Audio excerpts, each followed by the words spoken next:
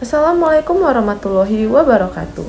Halo semuanya, perkenalkan nama saya Zahra Meikarisa dengan NPM 2586206013 dari Program Studi Pendidikan Guru Sekolah Dasar. Baik, di sini saya akan menjelaskan materi yang berjudul Keanekaragaman Makhluk Hidup dan Persebarannya. Keanekaragaman makhluk hidup atau keanekaragaman hayati adalah suatu variasi yang terdapat pada makhluk hidup pada lingkungan tertentu. Keanekaragaman yang terjadi bisa dari sisi perbedaan ciri makhluk hidup mulai dari warna, bentuk, habitat, ukuran, dan sebagainya. Adanya keanekaragaman makhluk hidup memberikan manfaat tersendiri bagi kehidupan manusia. Berikut adalah manfaat dari keanekaragaman tersebut. Yang pertama, sebagai sumber papan, pangan, dan juga sandang. Kedua, sebagai sumber energi. Ketiga, sebagai obat dan juga kosmetik tertentu. Empat, sebagai sarana atau objek penelitian. 5. Sebagai sarana untuk meningkatkan nilai dan juga budaya. 6. Sebagai plasma nutfah yang menunjukkan sifat unggul pada makhluk hidup tertentu. 7. Sebagai sumber pendapatan manusia. Dan terakhir sebagai sarana untuk rekreasi dan hiburan. Selanjutnya, terdapat dua sebab atau faktor yang memicu terjadinya keanekaragaman hayati. Pertama adalah faktor genetik dan kedua adalah faktor dari lingkungan.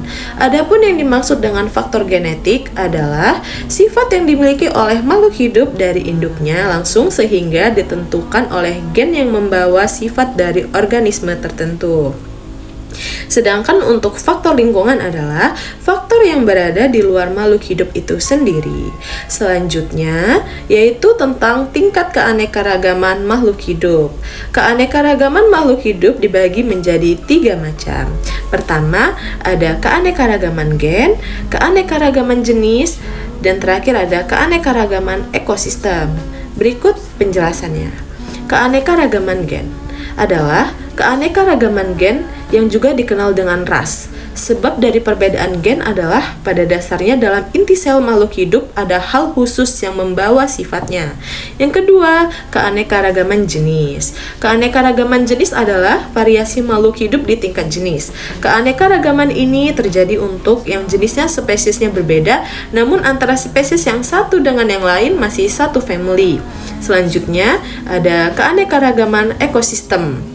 Ekosistem adalah sebuah sistem yang terbentuk akibat adanya hubungan timbal balik antara makhluk hidup dengan lingkungannya. Pada ekosistem ini terdapat dua komponen yang penting yang terlibat, yaitu komponen biotik atau hidup dan komponen abiotik atau tidak hidup. Kedua komponen ini saling mempengaruhi. Secara umum, ekosistem dibedakan menjadi dua, yaitu ekosistem darat dan air. Ekosistem darat. Ekosistem darat adalah sebuah ekosistem yang lingkungan fisiknya berupa daratan. Ekosistem darat ini berada dalam area yang sangat luas yang disebut sebagai bioma.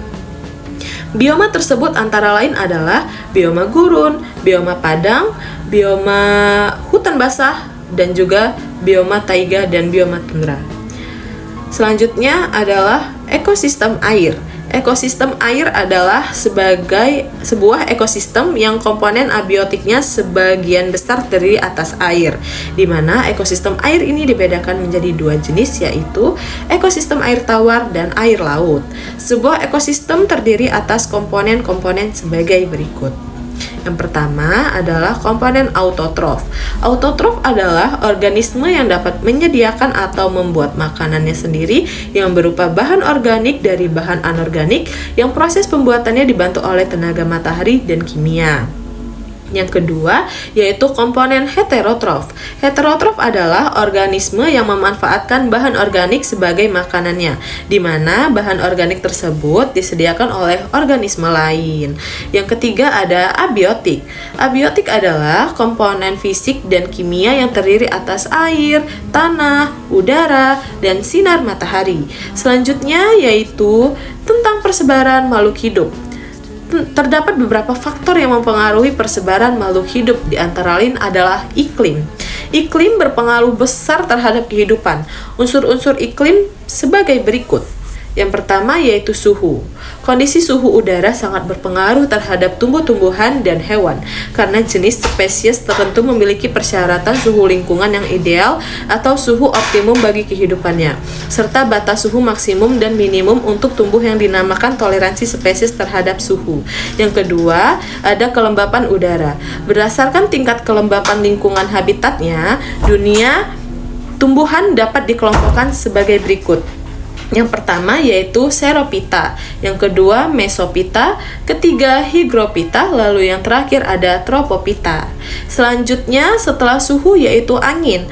Angin sangat membantu dalam proses penyerbukan atau pembuahan beberapa jenis tumbuhan, sehingga proses regenerasi tumbuhan dapat berlangsung.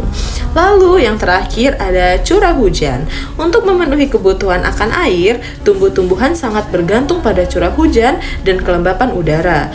Banyak sedikitnya jumlah curah hujan di suatu tempat akan membentuk karakter yang khas bagi formasi-formasi vegetasi di muka bumi.